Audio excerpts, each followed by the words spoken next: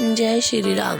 आइए आज सुनते हैं शिव पुराण में अग्नि यज्ञ, देव यज्ञ, ब्रह्म यज्ञ आदि का वर्णन, भगवान शिव के द्वारा 7 वारों का निर्माण और उनमें देव आराधना से विभिन्न प्रकार के फलों की प्राप्ति का कथन। ऋषियों ने कहा, प्रभु अग्नि यज्ञ, देव यज्ञ, ब्रह्म यज्ञ, गुरु पूजा और ब्रह्म तृप्ति का हमारे समक्ष वर्णन कीजिए। सूत जी बोले, मैं ऋषियों ग्रस्त पुरुष अग्नि में सायंकाल और प्रातःकाल जो चावल आदि द्रव्य की आहुति देता है उसी को अग्नि यज्ञ कहते हैं। जो ब्रह्मचर्य आश्रम में स्थित है उन ब्रह्मचारियों के लिए समिधा का आधान ही अग्नि यज्ञ है। वे समिधा का ही अग्नि में हवन करें।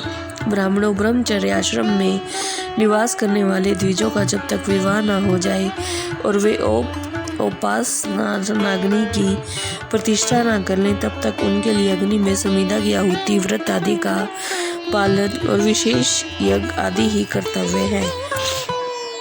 द्विज को चाहिए कि वह देवताओं की तृप्ति के लिए निरंतर ब्रह्म यज्ञ करे। वेदों का जो नित्य अध्ययन या स्वाध्याय होता है उसी को ब्रह्म यज्ञ कहा गया है। अग्नि के बिना देव यज्ञ कैसे संपन्न होता है इसे तुम लोग श्रद्धा से सुनो। सृष्टि के आरंभ में सर्वज्ञ, दयालु और सर्वसमर्थ महादेव जी ने समस्त लोगों के उपकार के लिए वारों की कल्पना की। वे भगवान शिव संसार रूपी रोग को दूर करने के लिए वैद्य है, सबके ज्ञाता और समस्त औषधों के औषध है। उन भगवान ने पहले अपने वार की कल्पना की जो आरोग्य प्रदान करने वाला है।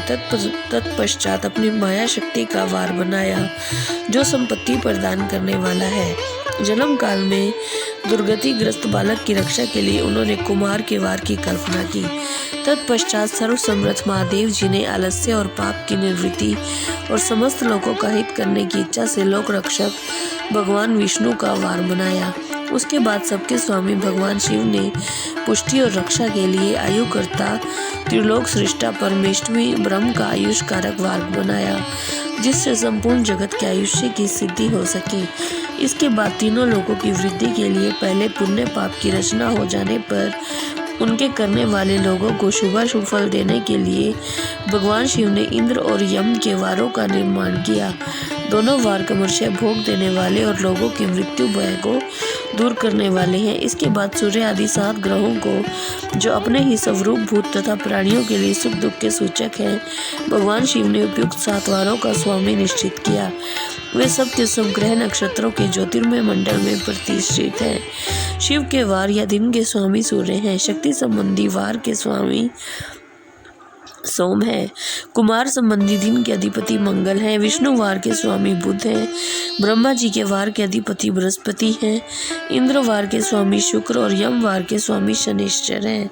अपने अपने वार की हुई उन देवताओं की पूजा उनके अपने अपने फल को देने वाली होती है।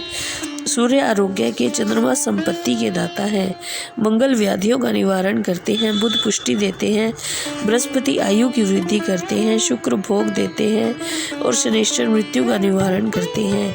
ये 7 वारों के क्रमशः फल बताए गए हैं जो उन देवताओं की प्रीति से प्राप्त होते हैं।